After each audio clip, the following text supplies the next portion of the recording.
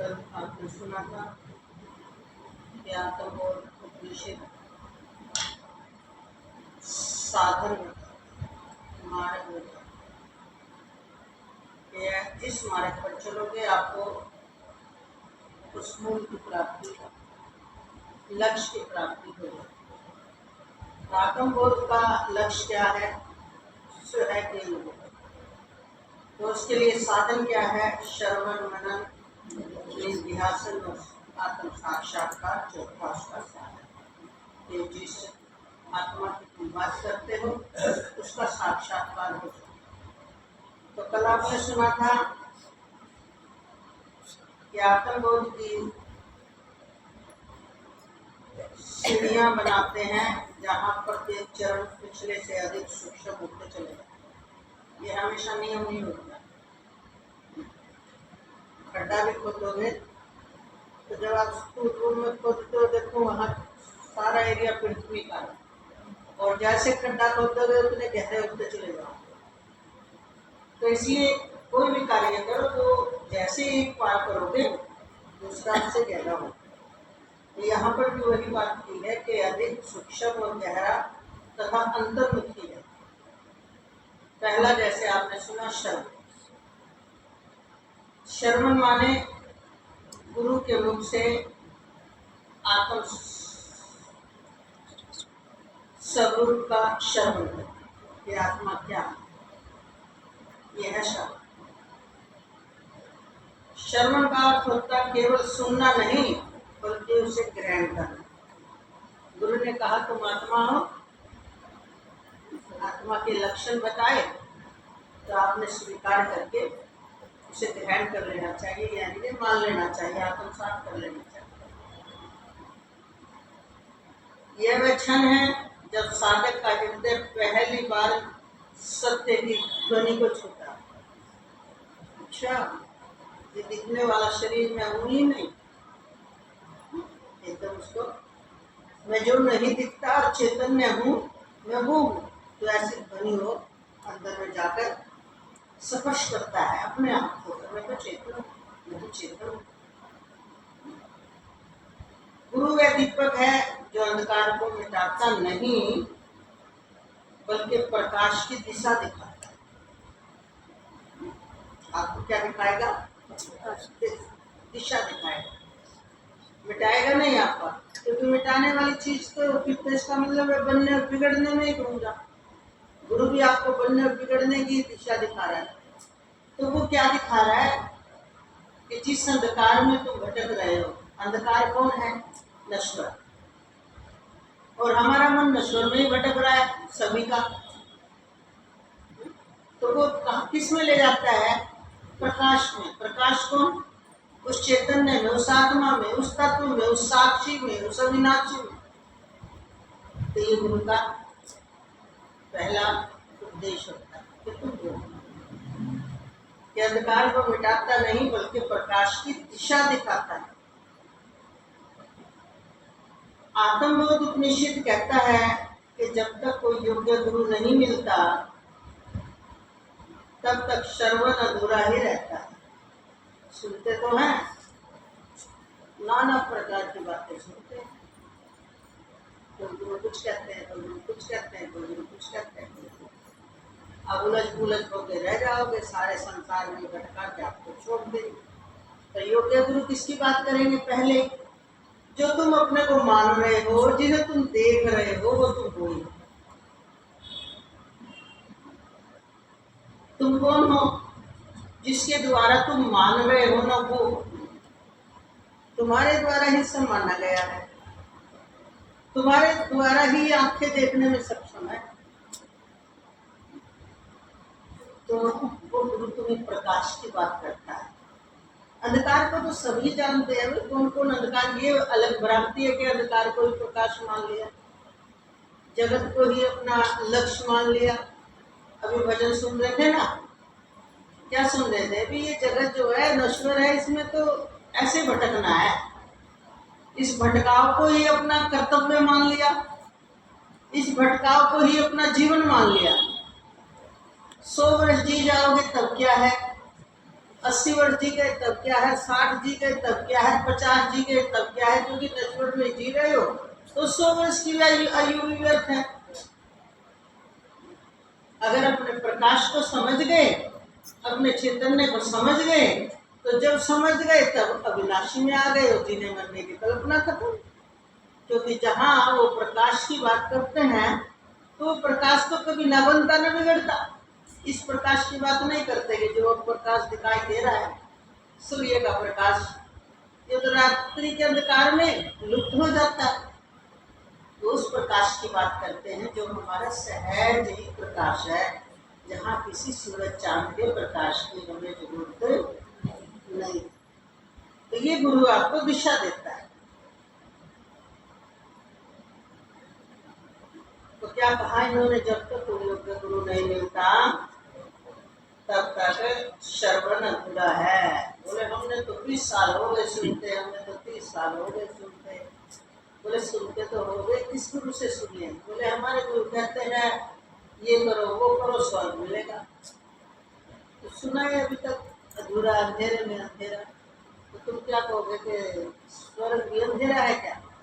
अध्यात्म में स्वर्ग का अर्थ ही दूसरा होता है। अध्यात्म में स्वर्ग नरक, ब्रह्मा की सृष्टि वाले स्वर्ग नरक होते ही नहीं। अध्यात्म में स्वर्ग का मतलब होता है स्वयं के स्वरूप की तरफ बढ़ना। और जब स्वयं के स्वरूप की प्राप्ति कर लोगे तो स्वयं के सुख में स्थित हो जाओगे, उसी का नाम स्वर्ग है। स्वयं में स्थित हो जाओगे, स्वयं के सुख की प्राप्ति हो जाना स्वर्ग का तो ये मतलब है। ये दूसरा स्वर्ग तो भाई ये भी आयु से बांधता है, वहां भी आपको हमेशा आयु का तलवार आपके ऊपर लटकती रहेगी। वो अलग बात है, चिंता नहीं करते। अब चिंता तो यहाँ एक सुअर भी जन्म ले ले वो भी नहीं करता मैं कब मरूंगा। हम मनुष्यों की कौन सी नियम बना के छोड़ रखा है कि इतने वर्ष तो कोई मार ही नहीं सकता। बीमारी सिमारी का यहाँ नहीं पता, किस मनुष्य में कितनी बीमारी का कष्ट आ जाए, आयु का यहाँ नहीं पता, किसकी आयु का कब पैगाम आ जाए। दुख का यहाँ नहीं पता कि चलते चलते कब बड़े दुख का सामना आ जाए। बताओ तो यहाँ पर नियम किस चीज का है? ये तो तेरे साथ कभी नहीं होगा। हाँ, कर्म प्रधान विश्व कर रखा, कर्म का फल है यहाँ पर। अगर आपके कर्म ने ऐसा तीव्रतम कर्म किया हुआ है, सुख या दुख का वो मिलेगा। आपके जीवन में कब पलटी खा जाए चलते चलते आपको पता भी नहीं चलेगा। तो कोई दया करने वाला नहीं है, कोई कर्म प्रधान जो जस कर्म करे ऐसा वैसा ही चलते। इसलिए हमें दुख या सुख में न सुख में सुखी होकर बोलना चाहिए। दुख में सुख में भूलो नहीं, दुख में भूलो नहीं। दुख में क्या भूल जाते हैं? क्या भगवान को भूल जाते हैं। किसको भूल जाते हो? कोसने लगते हो। और सुख में किसको भूल जाते हो? तब तो भगवान को भूल जाते हो। अपने सुख में इतने अधीन हो जाते हो कि ये मेरे द्वारा अर्जित किया हुआ सुख है। दुख दिया तो किसी और ने, सुख पाया मैंने स्वयं के कर्म से। दोनों ही स्थान पर आप भगवान को याद नहीं करते। और जो सुख में भगवान को याद रखता है तो दुख में कहने के लिए तो ये बना दिया दवा कि दुख में सुमरन सब करे, सुख में करे ना सुख होए, सुख में सुमरन जो करे तो दुख काहे को। अगर सुख में स्मरण रहे कि मैं कुछ करने वाला नहीं हूँ, सब कुछ भगवान ही है, ये सारी सृष्टि ईश्वर की है, ये प्रभु मेरे द्वारा कोई गलत कर्म अहम में आकर अज्ञानता के वश कोई ऐसा कर्म ना बने, मेरे द्वारा किसी को सताया ना जाए, मेरे द्वारा किसी का अपने अहंकार वश होकर किसी का अधिकार न छीन लिया जाए। तो इस तरह का कर्म अगर सुख में याद रहे मोहवश तो सारे ही करते हैं, वो सुख थोड़ी है। मोहवश, और मोहवश, मोह का मतलब होता है आंख बंद हो जाना। आपको मोटा सा रूप बता रहे हैं, और आंख बंद करके तो वही हम उठ के चले गए, उन्होंने यही सिर लग जाए, यहाँ नहीं लगे तो आगे लग जाएगा, आगे लगेगा किसी को ऊपर पड़ जाएगी। ये मोह अंधा होता है। मोह ऐसा चिपचिपा लिक्विड होता है, इससे एक बार गृहस्थ हुए व्यक्ति की जैसे आंख चिपक जाती है ना, खुलती नहीं, ऐसा अज्ञानता का चिपचिपाहट पर, चित्त पर, विचारों पर, समझ पर। इसलिए मोह में तो फंस करके न करने योग्य कर्म भी कर जाते हैं। और देखो, मोह वाले व्यक्ति को सिर्फ वही दिखता है जिसके प्रति मोह है, यही नहीं पता इसका अर्थ क्या है। इसलिए सुख में अगर विनती रहे कि प्रभु सुख में मैं भूलू नहीं, आपको फूलू नहीं, चाहे कल फूल भी जाता है सुख में। व्यवहारिक भाषा में बोलते थे ना, सुख में फूली पड़ी है, क्योंकि बीमारी है, सुख में कौन फूलता है?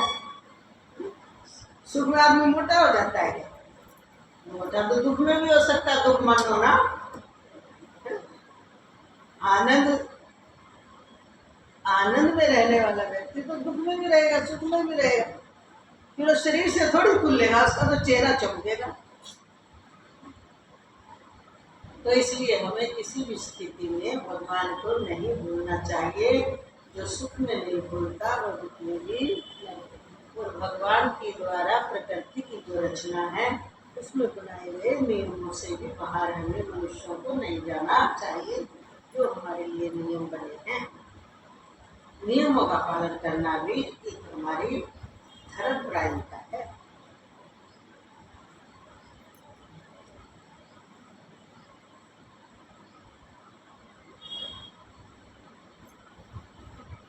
तो कहा कि जब तक हमारा योग्य गुरु नहीं मिलते तो सुना हुआ ज्ञान अधूरा ही रहता है, क्योंकि गुरु के वचन केवल शब्द नहीं होते, वे अनुभूति से उत्पन्न होते हैं। गुरु अनुभूति साधना के द्वारा अपने जीवन को साथ देकर शास्त्र आदि का अध्ययन कर गहरे जाकर अनुभव निकाल कर लाए हैं। तो इसलिए वो अनुभव गम्य होते हैं, तो अनुभूति से उत्पन्न होते हैं। जब गुरु कहता है तू वही है, तो वो केवल शब्द आदि शब्द नहीं बोलता, वह उस सत्य की शक्ति को साधक में संचारित करता है। श्रवण के क्षण में साधक के भीतर मौन का बीज बोया जाता है, उसकी दृष्टि बाहर से हटकर भीतर की ओर मुड़ती है। ये श्रवण करने का तरीका है कि बाहर से हटकर हमारा ध्यान अंतर्मुख हो जाए।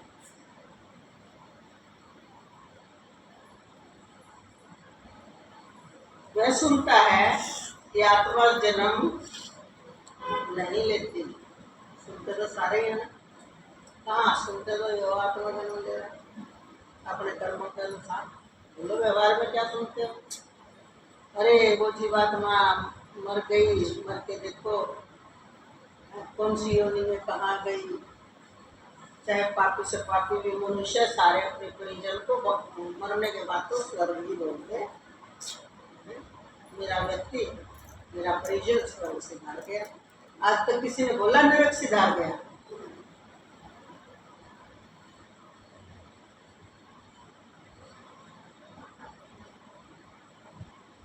और हमारे संत क्या कहते हैं?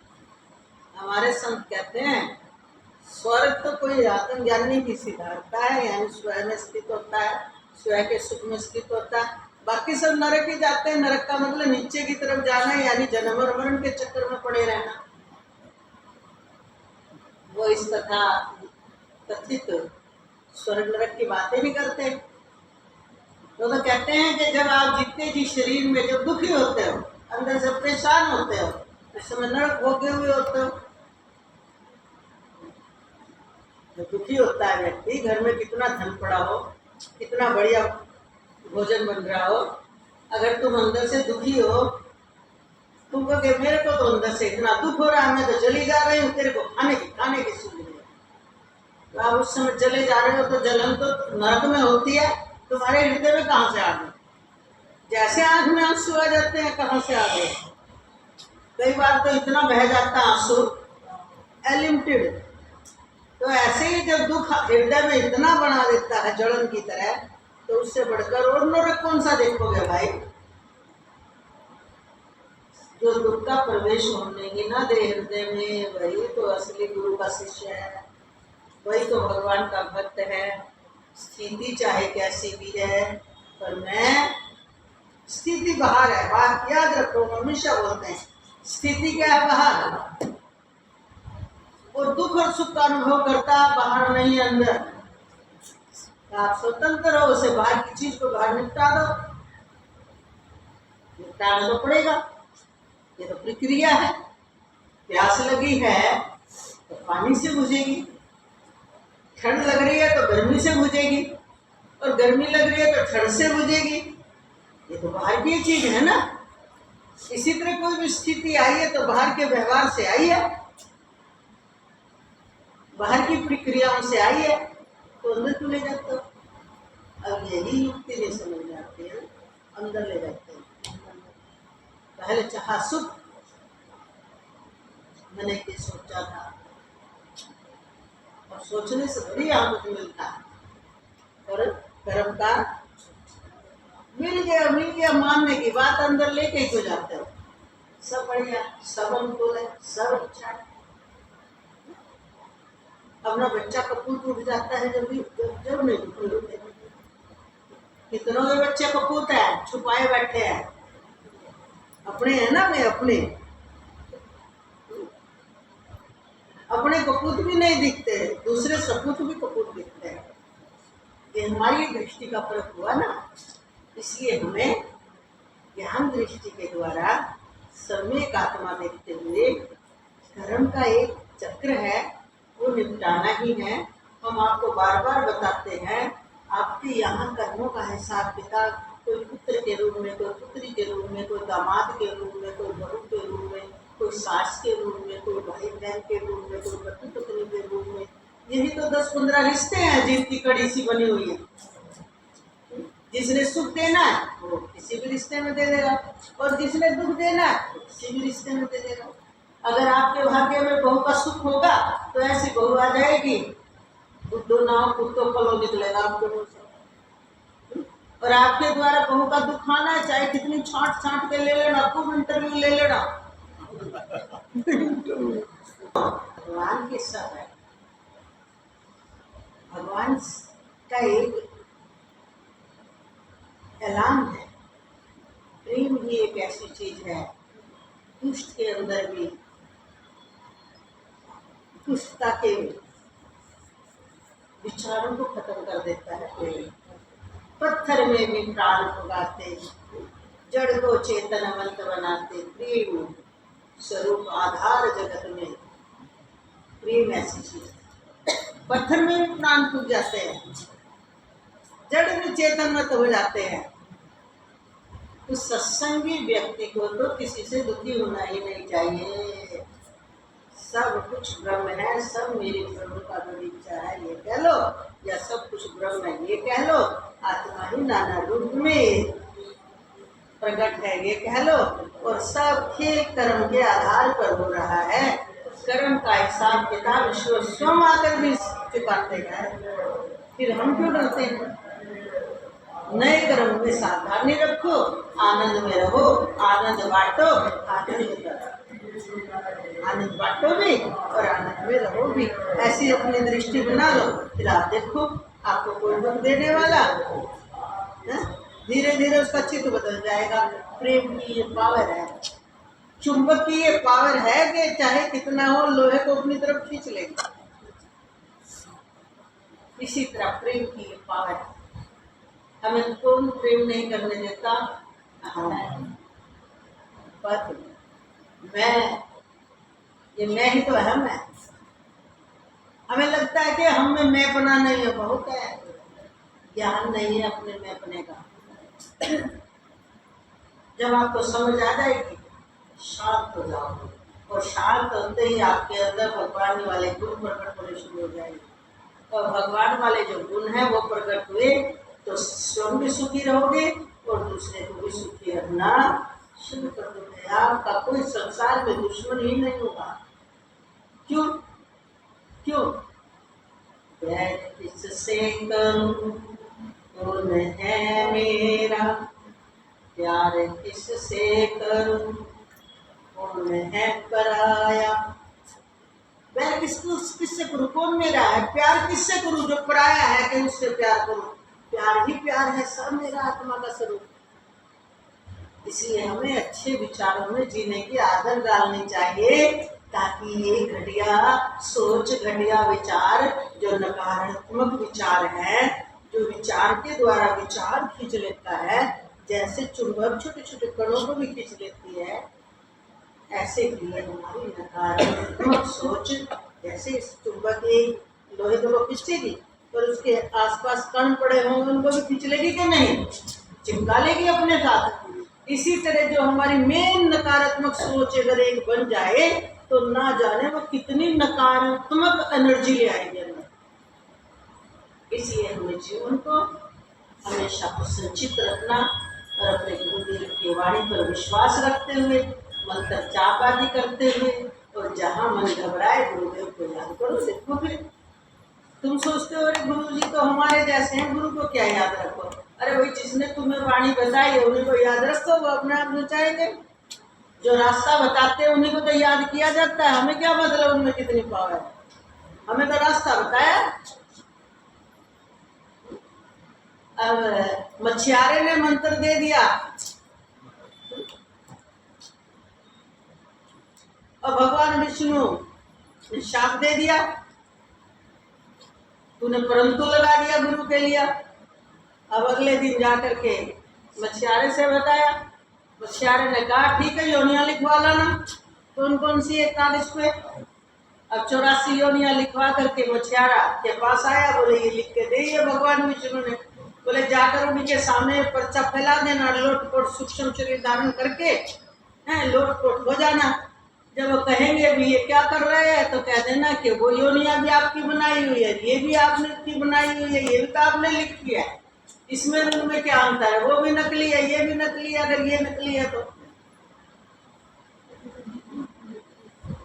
तब भगवान विष्णु के सामने यही क्रिया थी। देखो मछियारे गुरु की युक्ति अपलाई, अगर फिर भी कह देता हो तो बड़ी युक्ति बतावा जाली मेरे भगवान ने कष्ट देगा ये मछियारा, गुरु क्यों बनाया। और गुरु तो इसलिए बना लिया था, भगवान ने कह दिया था, बना लिया था तो भगवान ने तो शाप दिया है कि तूने गुरु के लिए परंतु कैसे बोल दिया। अब भगवान विष्णु ने कहा क्या कर रहे हो नारद ये, बोले 84 काट रहा हूँ प्रभु। 84 कैसे, ऐसे कटती है 84? बोले कैसे कटती है, बोले 84 योनियों में जाना पड़ेगा, 84 लाख योनिया में। बोले ये जो आपने लिख के दी ये कितनी योनि है, बोले 84 लाख। बोले फिर वो भी आपकी बनाई हुई, ये भी आपकी बनाई हुई। बोले ये तो किसने दी, बोले मेरे गुरु ने। फिर भगवान विष्णु ने कहा देख लिया गुरु की महिमा, आ गई समझ। क्योंकि मछियारा भी भगवान विष्णु स्वयं बड़े थे धरती पर गुरु की महिमा बनाने के लिए। हम सोच लेते हैं इसीलिए हमारी ही किंतु परंतु, लेकिन बीच में गुरु दे आशीर्वाद। एकादश से आते हैं हमारे पास, अंदर से तो यूं कहेंगे गुरु जी इसका ये हो जाए देव आशीर्वाद। अब उसके कहते नहीं को मिले दे दिया आशीर्वाद। अब वो मान लो सहज करे प्रणाम, हम देते आशीर्वाद और वो प्रणाम जिसके लिए मांगा था उनके हो जाएगा जो होना होगा। बात थी गुरु की बात, अरे भाई तुम अपने बच्चों को ठीक से तैयार करके लाया करो, ये तो इतने बड़े बन जाते हैं गुरु की बात काट देते हैं। समझ की कमी आज के मनुष्य में, बच्चों में संस्कार नहीं रहे। नहीं तो गुरु की पावर जो सृष्टि का नियम है वो सब की सब पावर जो भी तो पृथ्वी पे आज भी है, कभी नहीं होती, आप काट देते हो उसको अपनी बातों से। हम माने कुछ बोले, कई बार सुनते ही नहीं। एक आध तो शिष्य से आ जाओ, उसी समय हमारे मुंह पे काटे जाओ, नहीं होता, तुमको पता ही नहीं। फिर हमसे बैठ के बकवास करने बैठते हो। हम तुम्हारे जैसी पड़ोसन एलिमेंट की बात करते हो, हमारे पास क्या समझते हो अपने आप? इतना इशारा करते हैं फिर भी हमें सामान्य मनुष्य की तरह देखते हो, फिर क्या बनोगे? फिर चाहते हो ये कर दो गुरु जी, तो उस काल में कैसे गुरु बने हम? अभी तो कुछ बात काट का थे हमारी। तो ये बेअकली जो है ना, अज्ञानता जो है, ये सिद्ध करती है कि आप गुरु से भी कुछ लेने के लिए भी अयोग्य हो, उसमें भी आपके सामर्थ्य नहीं है। गुरु से भी प्राप्त कोई कर सकता है, वो भी कोई श्रद्धावान या बुद्धिमान ही कर सकता है, उसमें भी अयोग्यता सिद्ध कर देते हो, तुरंत बोल देते हो नहीं नहीं होगा। फिर पढ़े जाओ कितने, गुरु करे सो होए,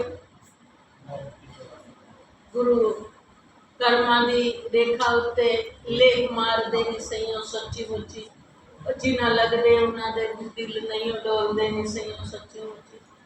कदे तो गुरु दिखता है, कदे तुम्हें अपना जैसा भूत दिखता है, जैसे हमें खाओ शरीर तारीख शरीर, वैसा तो गुरु दिखने लग जाता है। तो ये जो हलचल है ना, ये अयोग्यता को सिद्ध करती है। इसीलिए कहा गुरु तो वो राख में दबी हुई अग्नि के समान है, फूंक मारो और ले लो। जागृत तो तुम्हें ही करना पड़ेगा। अब मान लो कभी जागृत हो, रखा हो, तुम्हारे भाग्य हो, और गुरु कुछ तुम्हें देना चाहता है, तुम तो सोए हुए थे उस समय, तुम पता ही नहीं क्या बोल जाओगे, तुम्हें उस गुरु से ज्यादा बड़े ज्ञानी बन जाते हो। क्या पता क्या बात बोलते हैं गुरु को, भगवान ने ऐसे तो बोल दिया, एक बात शो थोड़ी होने दिया हम भगवान ने। वो तुम बहकाई में आ जाते हो कि गुरु जी हमारे जिसे साधारण हो गए, बतलावा है, हम भी बतला रहे। बतलाने का विषय खत्म हो जाता है भाई, गुरु पर प्यार होने के बाद धीरे धीरे बिल्कुल खत्म हो जाता है। मूर्ख हो तुम रह जाते हो, जान नहीं पाते, इसलिए गुरु से ले लिया करो, पता नहीं क्या दे दें। लेने के लिए झोली तो फटी हुई मत लेके आया करो, छेद वाला भांडा लोगे, घड़ा लोगे तो लगाए रखना सारा दिन, तो घर तक ले जाने में खाली भी हो जाएगा। अगर एक बार तेज पानी का बहाव आया और बढ़ भी गया तो धीरे धीरे एक छिद्र भी क्या कर देता है। इसीलिए भगवान ने कह दिया मोहे न छल छिद्र कपट, एक छिद्र भी भगवान के साथ क्या नहीं होना चाहिए, छल छिद्र कपट किसको बोलते हैं? अंदर में कुछ बाहर से कपट रखकर बात करना गुरु से भी। तीन बात भगवान ने क्या बोली, मोहना छल छिद्र। छल का समझ में आ गया होगा, छलने के लिए मीठा मीठा बोलना, जैसे कंस मीठा बोलकर चलना चाहता था, बड़ी ज्ञान की बात कर लेता था। जब उसको देखा ना आपने कृष्णा में, महाभारत में, जब देवकी के सारे पुत्र मार दिए, जब कन्हैया वहां चले गए और वो कन्या को लेकर आए, और जो विंध्याचली देवी एकदम आकाशवाणी करी, फिर पछता रहा है, तो फिर कहते बहना मेरा कोई दोष नहीं है, यहाँ तो सब कर्म का फल मिलता है, तुम्हारे भाग्य में लिखा हुआ था। देखो अपने लिए भाग्य बदलना चाहता है, बहना को उपदेश दे रहा है। तो ये क्या था उसका, क्या था? तो हर तरह से छलता था। छिद्र कौन सा रखता है? अपने अहंकार में अच्छे से अच्छी बात भी वो पचा नहीं सकता व्यक्ति, तो भी उसके निकल जाते हैं। अध्यात्म में छिद्र इसको बोलते हैं। अपनी मैं ऐसी पक्की होती है जैसे घड़े में छोटा सा छिद्र भी पानी कितना भर दो पचा नहीं सकता, ऐसे अपनी मैं महिमा को पचा ही नहीं सकती। अपना मैं का जो छिद्र है वो सारी महिमा को निकाल देता। अगर भर भी गई एक बार बहुत सारे देख करके चमत्कार या कोई ऐसी घटना घटी जिससे आपके हृदय में महिमा आई, पर आपके अहंकार वाली मैं कुछ दिन में ही उस महिमा को जैसे छिद्र पानी को खाली कर देता है, ऐसे उस महिमा को निकालकर अपनी मैं फिर तो ये छल छिद्र और कपट कौन सा, वो तो अभी बताया हमने। अंदर में कुछ है, बाहर से कुछ मीठा बोलते हो ना गुरु जी, नहीं है ना, ना गुरु जी, और अंदर से पता है गुरु जी से झूठ बोल रहा है, चुपाई है। अरे घर की बात बतानी नहीं होती, बेइज्जती होती है अपने घर की। देखो क्या ये किसने कहा था भाई तुम घर की बात बताओ, शुरू में क्यों करें? गुरु जी से तिलक करवाना चाहते हो कि हम सारी बात बताएं? ना बताओ, सामने क्यों आए, जिक्र ही क्यों शुरू किया? अपने आप को, इसका नाम है कपट। गुरु की नजर में क्या बनते हो? भगत, और अंदर में क्या रखते हो? कपट। मोहे न छल छिद्र कपट सुहावा, निर्मल मन जन सोई। निर्मल मन का मतलब क्या है? जैसा अंदर से वैसा बाहर। जिसके मन में कोई अपने सदगुरु से क्यों कहा? सदगुरु भगवान के से भी बढ़कर होते हैं, क्योंकि वो आपको रास्ता दिशा बनाने के लिए वो मार्ग दिखाते हैं। मार्ग दिखाने भगवान नहीं आएंगे। भगवान में गुरु ज्ञानी में कोई अंतर नहीं है, लेकिन वो शरीर में है तो आपके लिए रास्ता बनाते हैं, ऐसे चल पड़ो बेटा, ऐसे चलो। तो जो इस प्रकार देखता है तो उसका मन निर्मल होकर भगवत प्राप्ति के योग्य। और संसार की तो सारी स्थितियां, अरे भाई इतिहास उठाकर देख लो, स्थितियों को राम जी ने नहीं भोगा या कृष्ण ने नहीं भोगा, ये बता दो पहले। स्थितियों से वंचित कौन रहा?